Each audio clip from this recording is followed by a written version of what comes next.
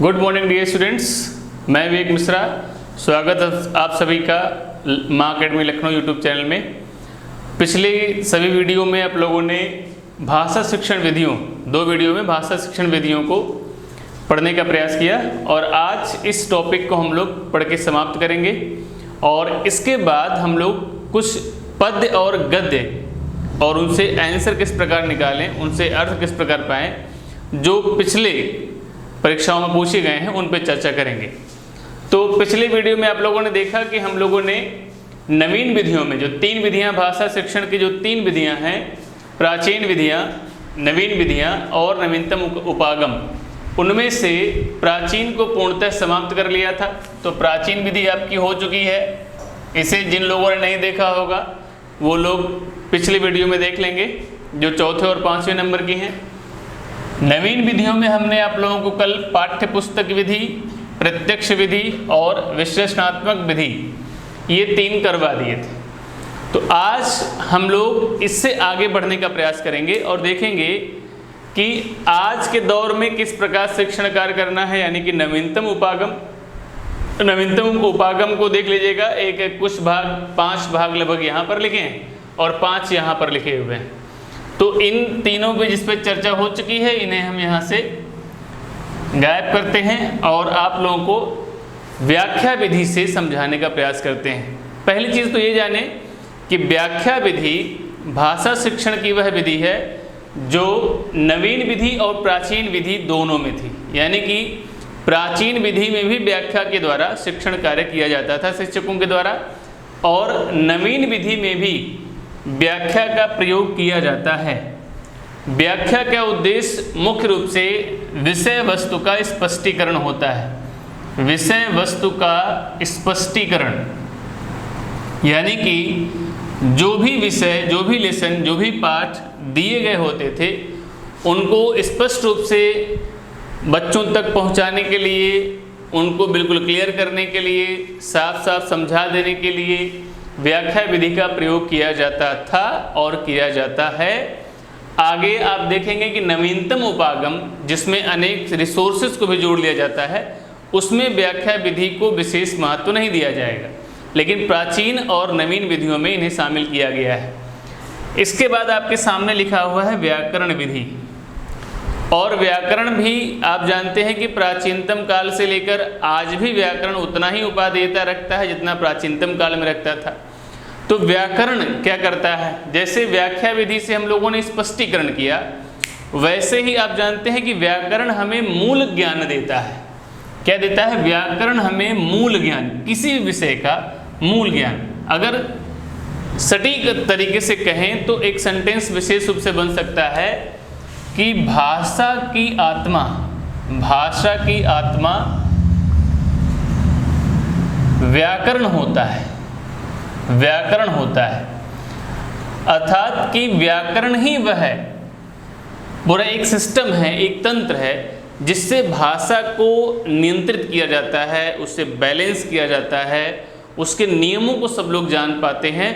फिर जितनी बात हम समझते हैं, पढ़ते हैं, उतनी ही बात दूसरे तक भी पहुंच पाती है। इसमें व्याकरण का ही महत्व होता है।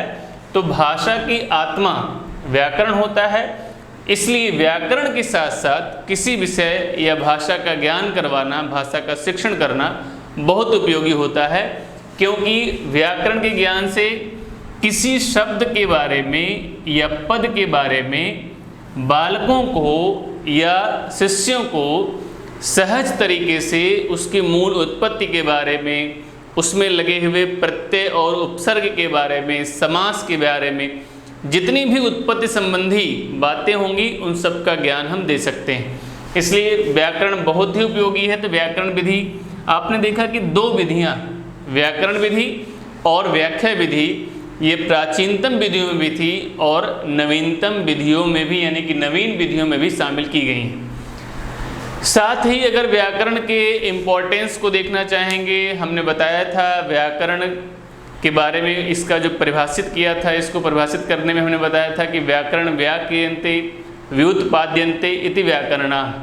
इसके बारे में हमने चर्चा पिछले वाले वीडियो में की हुई है। जिन्होंने डिटेल से देखा होगा उन्हें इसका ज्ञान हुआ होगा और उन्हें जानकारी हुई होगी।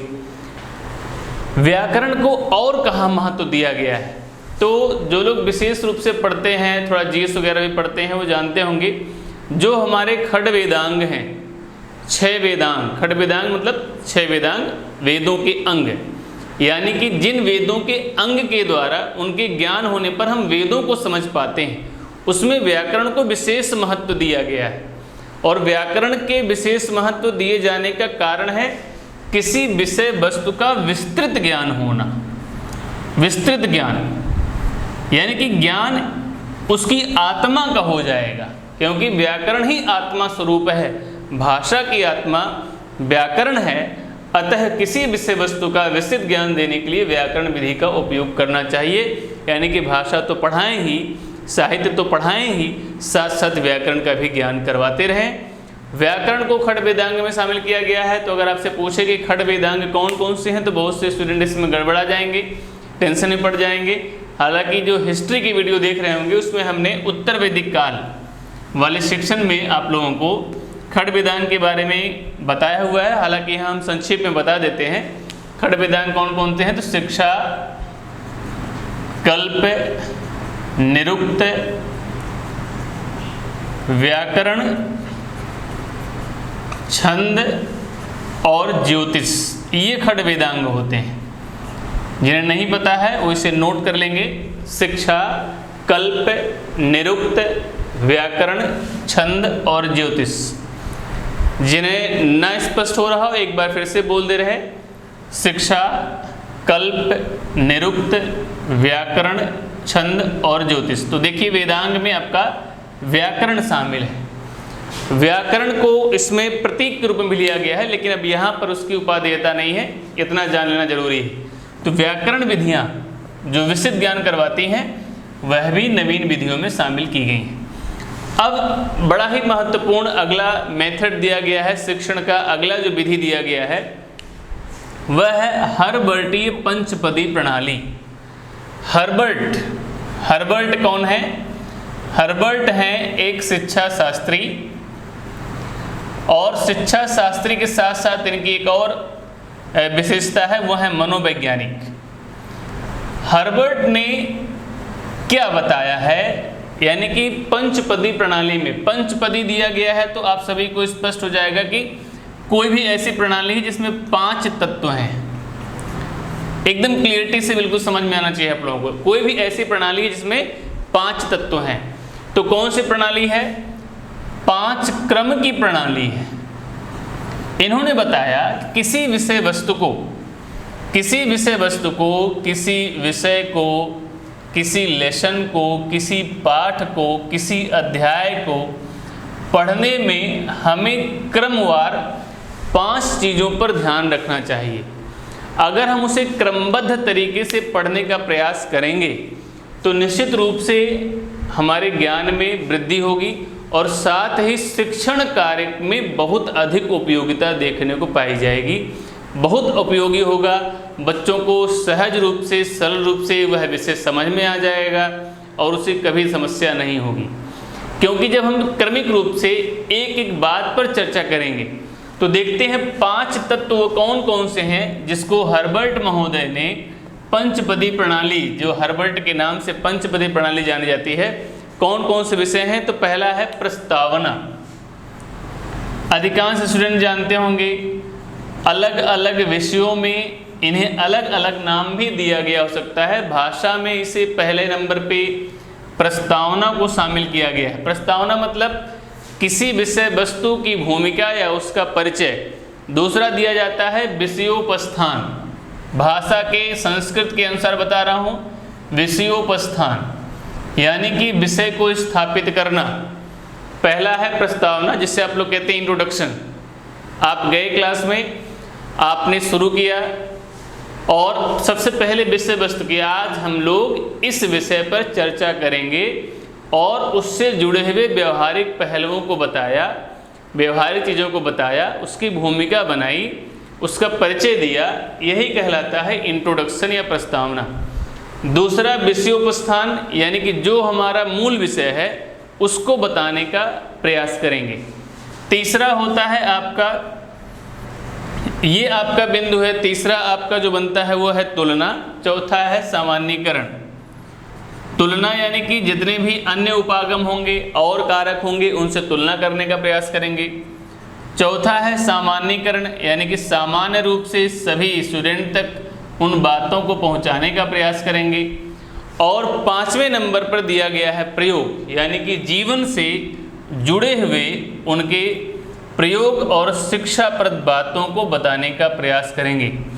तो आज देखिए अधिकांश जो शिशु मंदिर की प्रणाली है, जो विद्या मंदिर की प्रणाली है, अनेक प्रकार के जो शिक्षण करने के अलग अलग इंस्टीट्यूशनल फॉर्म्स दिखाई पड़ते हैं, उनमें इस प्रकार के शिक्षा की विधियों का प्रयोग भी दिखाई पड़ता है, जिसमें क्रमिक रूप से प्रस्तावना, विषयोपस्थान, तुलना, सामान्यीकरण और प्रयोग।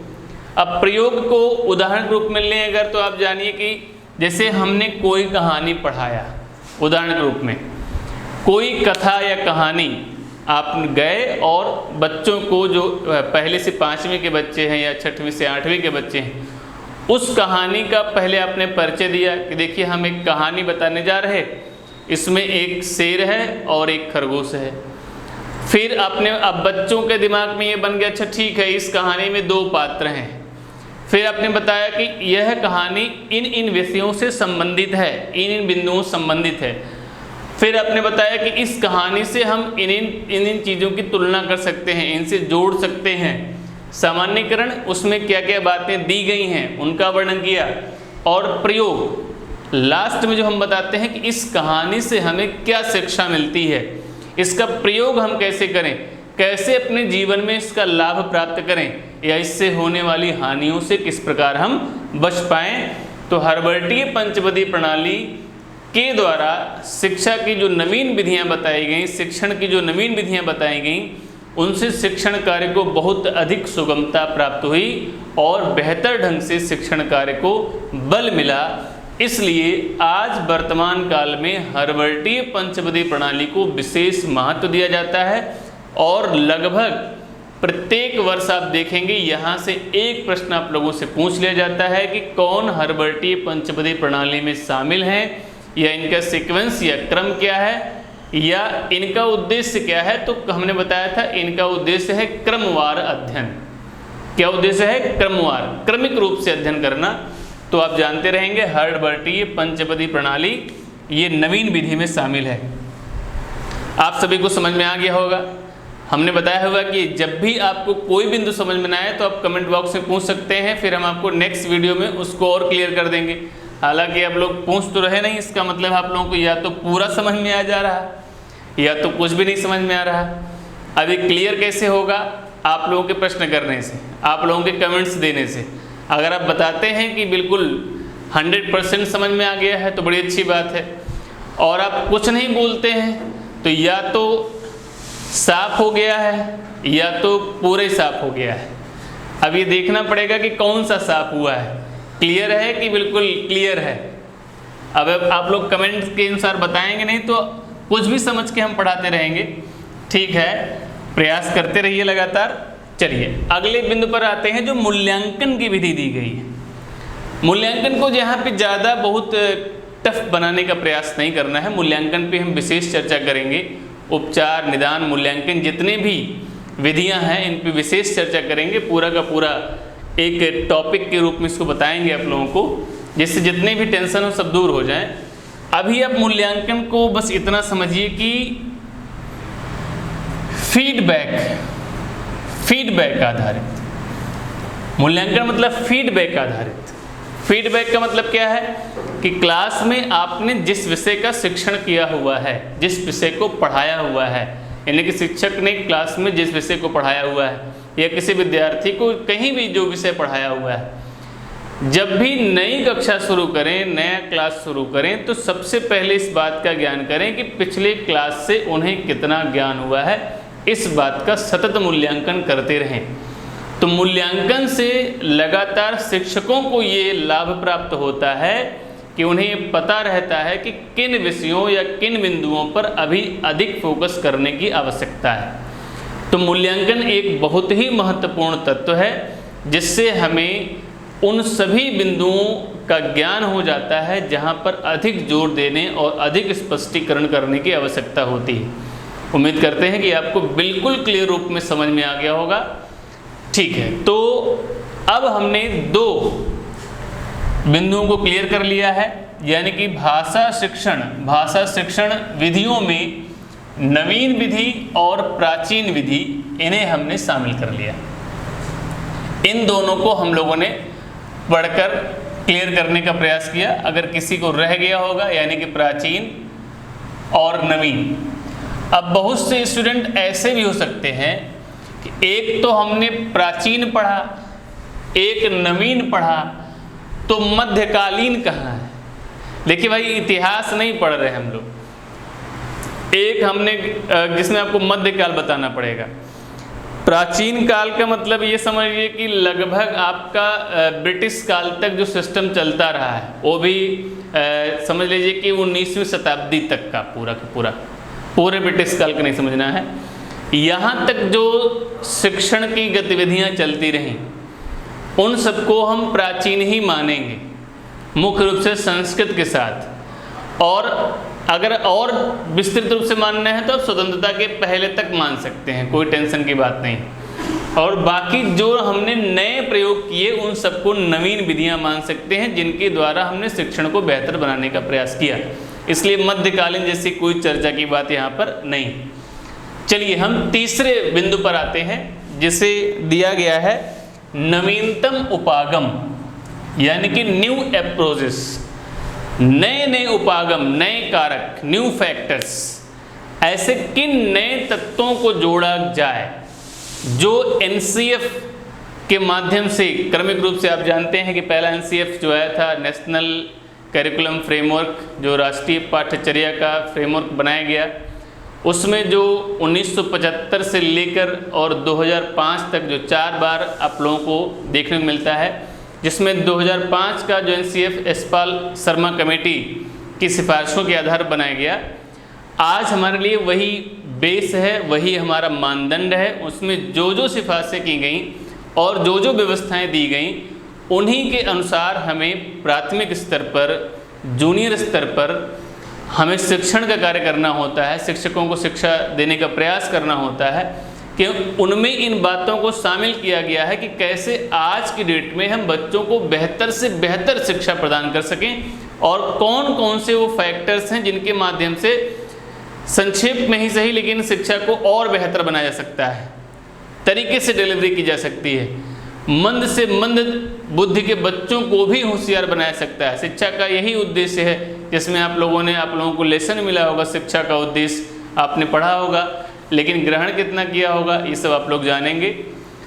पहले हम जानते हैं कि नवीनतम उपागम के माध्यम से क्या जोड़ने का प्रयास किया गया। तो नवीनतम उपागम के माध्यम से जो नवीन विधियां हैं और जो न्यू इंस्ट्रूमेंट्स हैं, क्योंकि आप जानेंगे कि आज टेक्नोलॉजी का युग आ गया, तो क्या कुछ टेक्नोलॉजी को भी हम शिक्षण कार्य में शामिल कर लें। भाई पहले वाइट बोर्ड भी नहीं था, हम लोग अपने बचपन में तो वाइट बोर्ड नहीं देखे कि वाइट बोर्ड पढ़ा रहा। हालांकि हो सकता है बड़े शहरों में पहले से ही चलता रहा हो। हम लोग ब्लैक बोर्ड पढ़ते थे, चाक से गुरुजी लिखते थे, यही वाली व्यवस्था रहा करती थी। आज की डेट में प्रोजेक्टर, ऑनलाइन और अनेक प्रकार के नवीन उपागम, नवीन साधन शामिल किए गए। तो ये जो चेंज हुआ, आज जो कैमरा लाइट एक्शन देखने को मिल रहा है ऑनलाइन सिस्टम में या प्रोजेक्टर सिस्टम में या एप्लीकेशन के फॉर्म में, ऐप्स के फॉर्म में, तो ये सब न्यू अप्रोचेस के रूप में शिक्षण विधियों में लेना चाहिए। बिल्कुल ही सहज टॉपिक है, पेडागोजी से बिल्कुल डरने की आवश्यकता नहीं है। आप जैसे जैसे पढ़ते जाएंगे, जितने लोग लगातार वीडियो देखते रह होंगे, उनका जितना भ्रम था वो समाप्त हो जाएगा। अभी हम जब कुछ विद्वानों पर आ जाएंगे जो भाषा के विद्वान हैं, और जिसमें आप लोग बहुत ज़्यादा टेंशन में रहते हैं कि अधिगम क्या है, अर्जन क्या है, निदान क्या है, उपचार क्या है, मूल्यांकन क्या है, या जितने भी पंचपदी प्रणालियाँ हैं, या पठन, लेखन, सुनना, बोलना, लिखना, पढ़ना, ये सब जो टेंशन क्रिएट करता है आप लोगों को, जहाँ से क्वेश्चन बिल्कुल क्लियर हो जाता है। और गद्यांश पद्यांश तो नेक्स्ट वीडियो से आपको मिलने शुरू हो जाएंगे। नेक्स्ट वीडियो से आप लोगों को गद्यांश पद्यांश मिलने शुरू हो जाएंगे। तो लगातार देखते रहिए। जरा चर्चा कर लेते हैं कि नवीनतम उपागम, तो उम्मीद करें कि नवीनतम उपागम आपको समझ में आ गई बात। चलिए क्या लिखा है। पहला, सूक्ष्म शिक्षण उपागम।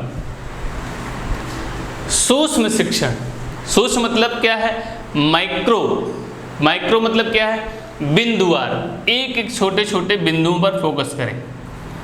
एक एक छोटे छोटे बिंदुओं पर फोकस करें। छोटे छोटे बिंदुओं को जितने भी पढ़ाने में चैलेंजेस आते हैं, शिक्षण में जितने भी चैलेंज या चुनौतियां आती हैं, सब पर फोकस करते हुए सबको समाप्त करने का प्रयास करना ही सूक्ष्म शिक्षण उपागम है।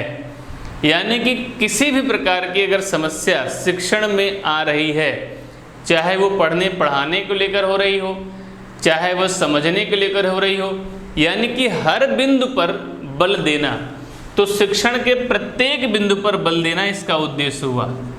शिक्षण के प्रत्येक बिंदु पर बल देना इसका उद्देश्य हुआ कि कोई भी चीज़ को या किसी भी समस्या को हम इग्नोर ना करें। अरे नहीं, इससे क्या होता है, हम तो गाना गा गा के ही पढ़ाएंगे।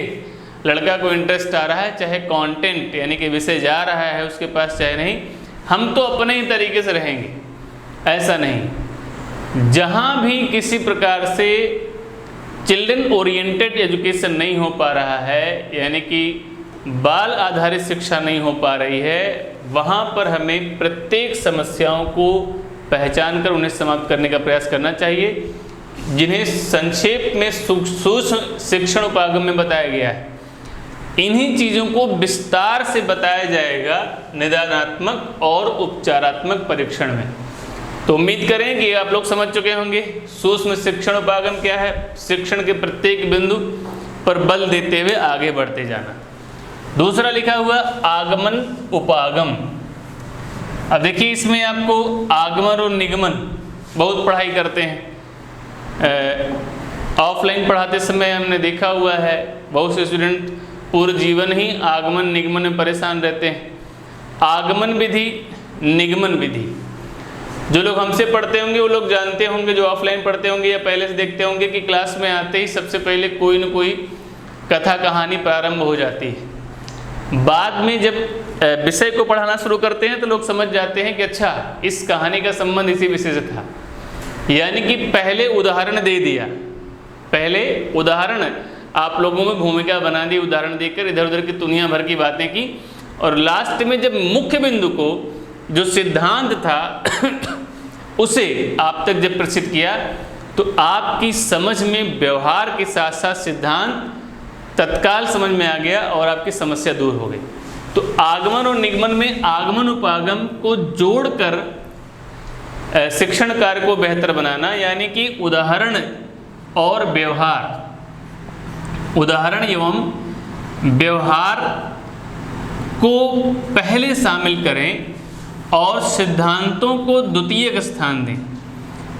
क्योंकि सिद्धांत का अर्थ है कि यह बिल्कुल विज्ञान की बात करता है, उदाहरण का अर्थ है कि यह व्यवहार की बात करता है, और शिक्षण कार्य में व्यवहारिकता का होना बहुत ही उपयोगी होता है। इसलिए शिक्षण कार्य में शिक्षकों को मूल रूप से नवीनतम उपागम में दिया गया है, यानी कि अधिकांशतः छोटे बच्चों को, प्राथमिक के बच्चों को, जूनियर के बच्चों को आगमन विधि के द्वारा ही शिक्षण करने का प्रयास करना चाहिए, जिससे उन्हें अधिक लाभ प्राप्त होता है, क्योंकि ये छोटे बच्चों के लिए ही दिया जाने वाला सिस्टम है आगमन उपागम।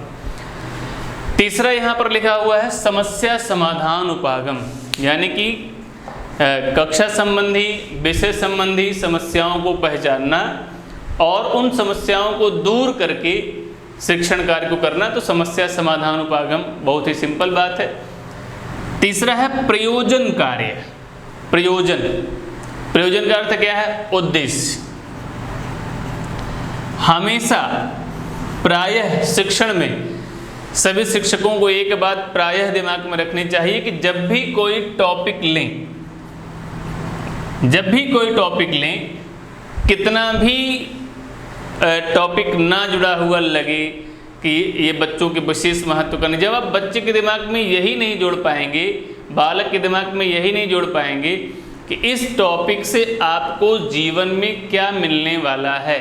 जैसे किसी बालक को अब बड़ी कक्षा में पढ़ा रहे, हाई स्कूल, इंटर या उससे भी ऊपर की किसी कक्षा में पढ़ा रहे, और उस बालक को पहले ही आप बता दीजिए कि इस विषय की आपके कंपटीशन में या आप किसी परीक्षा में कोई विशेष महत्व नहीं, तो बालक तो उसमें इंटरेस्ट अपने आप कम कर देगा। इसलिए प्रयोजन, पहले टॉपिक को क्लियर कर दें कि इसका क्या प्रयोजन है, क्या उद्देश्य है, उसे बच्चों को पहले रेखांकित कर दें, और फिर जितने भी उस विषय से संबंधित बातें हैं उन सबको बच्चों को प्रदान करने की व्यवस्था करनी चाहिए।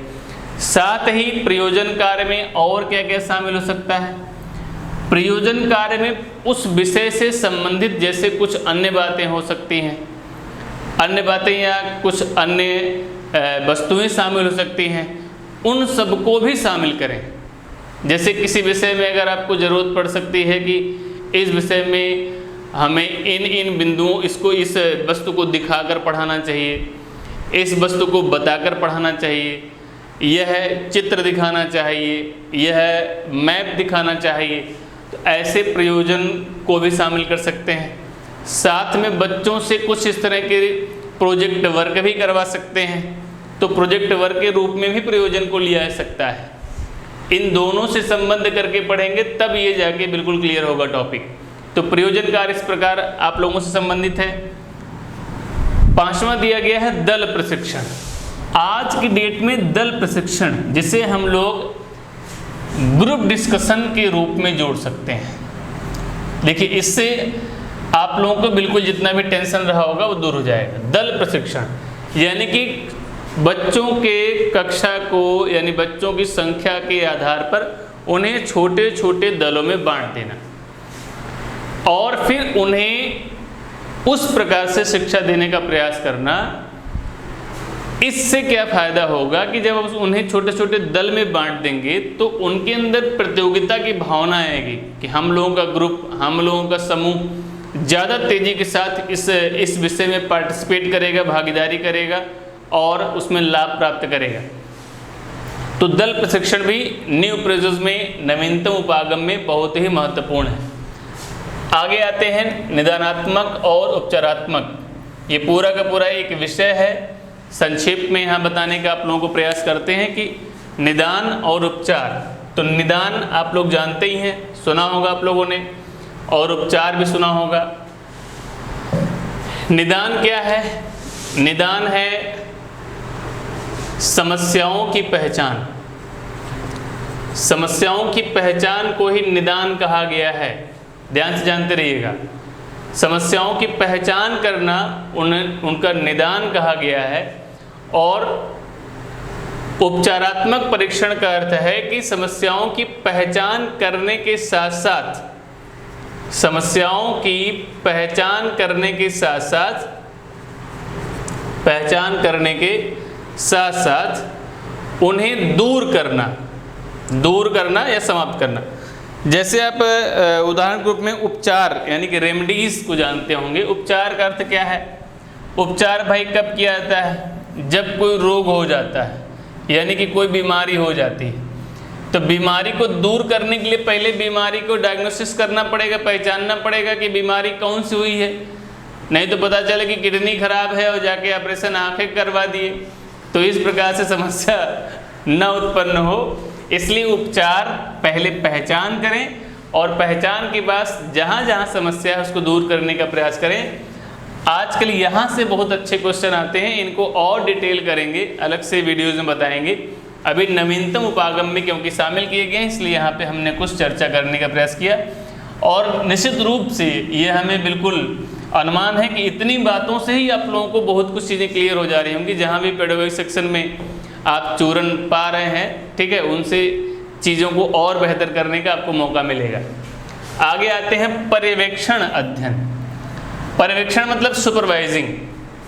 सुपरवाइजिंग का मतलब है कि आगे बढ़कर बच्चों की हर समस्या को देखना, पहचानना, विषय संबंधी समस्या को देखना, कक्षा संबंधी समस्या को देखना, हर प्रकार से बच्चों का अवलोकन करके शिक्षण कार्य को आगे बढ़ाना। तो पर्यवेक्षण मेथड का जो सिस्टम यही है कि पर्यवेक्षण में प्रत्येक स्तर पर बालक की समस्याओं का पहचान करना। देखिए यहाँ दोनों स्थानों पर केवल पठन पाठन संबंधी, लेखन संबंधी समस्याओं की पहचान और दूर करने की बात आई है। यहाँ पर प्रत्येक स्तर पर किसी बालक को ज़्यादा समझ में आ रहा है, किसी बालक को कम समझ में आ रहा है। अब जिन बालक को कम समझ में आ रहा है तो इसका मतलब तत्काल इस निष्कर्ष पे थोड़ी पहुंच जाएंगे कि बालक मंदबुद्धि है। अब आप सभी लोगों को उदाहरण से बताने का प्रयास करते हैं। एक आप जानते हैं कि विद्या मंदिरों में शिक्षकों में देखा जाता है, वहाँ का एक सिस्टम होता है कि वे लोग जो है घर घर जाकर कई बार संपर्क इत्यादि करते हैं, गार्जियन से मिलते हैं कि आपके बालक में ये अच्छाइयाँ हैं और ये ज़्यादा समस्याएं हैं। तो जो बालक कमज़ोर रहते हैं उनका पूरा पोथी लेकर चलते हैं गुरुजी लोग कि इनमें क्या क्या कमियां हैं। अगर उनका बस चले तो ये सिद्ध कर दें कि ये बालक है ही नहीं है। ऐसे ही एक शिक्षक से हमारी मुलाकात हुई, जैसे कि एक, अब पूरा डिटेल वर्णन नहीं करेंगे, बस जान लीजिए कि एक स्टूडेंट के बारे में एक शिक्षक हमसे मुखातिब हुए जो जूनियर या समझ लीजिए कि हाई स्कूल तक के शिक्षक थे। और उन्होंने कहा कि हमने कहा कि बालक 7वीं कक्षा में पढ़ रहा है, लेकिन ये बिल्कुल बेसिक बातें इसे नहीं आती हैं, तो इसमें इसका क्या उपाय हो सकता है। ध्यान से सुनिएगा, अभी एकदम क्लियरिटी आएगी। हमने पूछा कि यह 7वीं कक्षा का बालक है, इसको बहुत ही बेसिक बात नहीं समझ में आती है। जैसे हमने कहा कि इसको काउंटिंग करने में, गिनती करने में भी समस्या होती है, गिनतियों को पहचान भी नहीं पाता है, कई बार अक्षर भी नहीं पहचान पाता है, और जो टेबल वगैरह होते हैं ये भी क्लियर तरीके से समझ नहीं पाता है कि इसमें जोड़ करना है, कि इसमें मल्टीपल करना है, गुणा करना है। इतनी सी बात हमने उनके सामने, शिक्षक के सामने रखा। शिक्षक ने तत्काल ये हमें बताया कि बहुत से बालक कक्षा में मंद बुद्धि या कम बुद्धि वाले होते हैं। उन्होंने इस बात को बिल्कुल नहीं सोचा कि मंद बुद्धि बालक अगर होता तो उसके और भी वातावरणीय प्रभाव होते हैं। टाल मटोल करने के लिए, अपनी कमी को छुपाने के लिए उन्होंने इस बात को बता दिया। अब आप सोचिए, हमने पूछा अच्छा बताइए गुरुजी कि एक क्लास में कितना मंद बुद्धि का बालक हो सकता है। तो उन्होंने दिमाग लगाया और कहा कि एक क्लास में कम से कम मानकर चलिए कि 7-8 बच्चे तो मंद बुद्धि के हो ही जाते हैं। हमने कहा आपकी क्लास में स्टूडेंट कितने आते हैं, तो उन्होंने बताया कि हमारे क्लास में कम से कम 40 से 50 के बीच में स्टूडेंट आते हैं। अब 40 से 50, तो हमने कहा ठीक है, फिर आपके स्कूल में जितना बच्चा पढ़ता होगा, हर क्लास में 8 बच्चे या 7 बच्चे या 5 बच्चों का मंद बुद्धि होना हम निकाल लें, तो 8वीं तक का क्लास है या 8वीं तक का आपका स्कूल है और 3 सेक्शन हैं, यानी कि कुल कक्षाएं हो गई 24, और 24 कक्षाओं में प्रत्येक कक्षा में 8 की जगह पे अगर हम 5 भी मान लें तो आपके स्कूल में कुल 120 मंदबुद्धि के बालक पढ़ रहे हैं। अगर इसी प्रकार से पूरे भारत में मंदबुद्धि के बालक पढ़ेंगे तो भारत तो मूर्खों का खजाना बन जाएगा।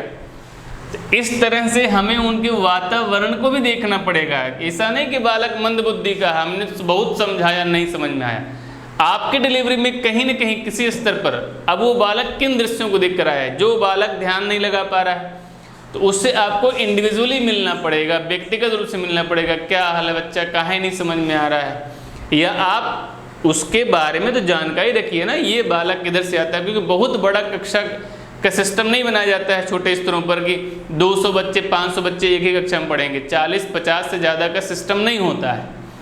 तो 40-50 के सिस्टम में आप ये पता लगा सकते हैं कि किस वातावरण से संबंधित कौन स्टूडेंट है, कौन सा विद्यार्थी, कौन सा बालक है। अब बालक का मन में जब तमाम प्रकार के पूर्वाग्रह समस्याएं होंगी तो वह आपसे ग्रहण नहीं करेगा शिक्षा, और चाहे जितना आप स्टाइल से पढ़ा लीजिए उस समझ में नहीं आएगा। तो पर्यवेक्षण का अर्थ यही है कि प्रत्येक स्तर पर बालकों के बारे में जानकारी जुटाई जाए और देखा जाए कि कहाँ कहाँ पर समस्या आ रही है। तो पर्यवेक्षण इसलिए बहुत ही उपयोगी तत्व है। न्यू अप्रोचेज में यानी कि नवीनतम उपागम में एक विशिष्ट बात जोड़ी गई और ये 2005 के एनसीएफ की विशेष बातें हैं, इनको दिमाग में रखिएगा। कंप्यूटर आधारित शिक्षा प्रणाली प्रतिमान, इसमें कुछ विशेष बताना नहीं है कि कंप्यूटर यानी कि टेक्नोलॉजी को भी शामिल कर लेना, यानी कि जो आप देख रहे हैं ऑनलाइन का सिस्टम, ये सब जो टेक्नोलॉजी है, या बच्चों को भी टेक्नोलॉजी से जोड़ कर पढ़ाना, टेक्नोलॉजी का भी ज्ञान कराना या टेक्नोलॉजी के माध्यम से जोड़कर पढ़ाना, ये कंप्यूटर के संबंधित चीज़ें हैं। अभिक्रमित अनुदेशन और संग्रंथन उपागम, भाषा की बातें हैं, भाषा की बातें हैं तो अभिक्रमित अनुदेशन, अभी आप जानते हैं कि उपसर्ग है और क्रमित का अर्थ है कि क्रमवार, तो विशिष्ट क्रम को ध्यान में रखना। अनुदेशन मतलब इंस्ट्रक्शन से लिया गया है, तो विशिष्ट क्रम के अनुसार, जैसे क्रम को देखा होगा आपने पहले भी रखा हुआ था जिसमें आया था अनुपात और क्रम का सिद्धांत, यहाँ अभिक्रमित अनुदेशन के रूप में दिया गया है। तो भाषा के संबंध में इसका कोई बहुत ज़्यादा विशेष मतलब नहीं है, अन्य विषयों में इसका अलग से रेफरेंस होगा। यहाँ पर अभिक्रमित का अर्थ आप केवल क्रमवार से भी ले लेंगे तो भाषा के संबंध में इससे काम चल जाएगा। और संग्रंथन भाषा के लिए बहुत उपयोगी है कि ग्रंथ के साथ यानी कि पाठ्य पुस्तक के साथ हमें विषय का अध्ययन करना चाहिए, विषय को पढ़ना चाहिए। तो इस तरह से आपने भाषा शिक्षण विधियों का एक विशेष टॉपिक पूर्ण रूप से समाप्त किया पढ़ के। अगले विषय में, अगले बिंदु पर हम आने से पहले आप लोगों को गद्य और पद्य के शिक्षण का कार्य हम पहले कर देंगे। आपको नेक्स्ट वीडियो गद्य और पद्य के बारे में मिल जाएगी और फिर क्रमवार, जैसे हमने पहले वीडियो में आप लोगों को सिलेबस बताया है, सिलेबस जो लोग ना नोट किए हों पहले वीडियो में जाकर सिलेबस देख लेंगे। सीटेट संस्कृत में कौन कौन से बिंदु से आते हैं उसमें देखेंगे 3 टॉपिक आप लोगों के समाप्त हो चुके हैं। तो पहले गद्य और पद्य बता दें जिससे आप लोगों को समस्या दूर हो जाएगी। तो इस तरह से हमने एक तीसरा टॉपिक समाप्त किया और अन्य टॉपिक को लगातार अपडेट पाने के लिए बने रहिए माँ अकेडमी लखनऊ यूट्यूब चैनल के साथ। धन्यवाद।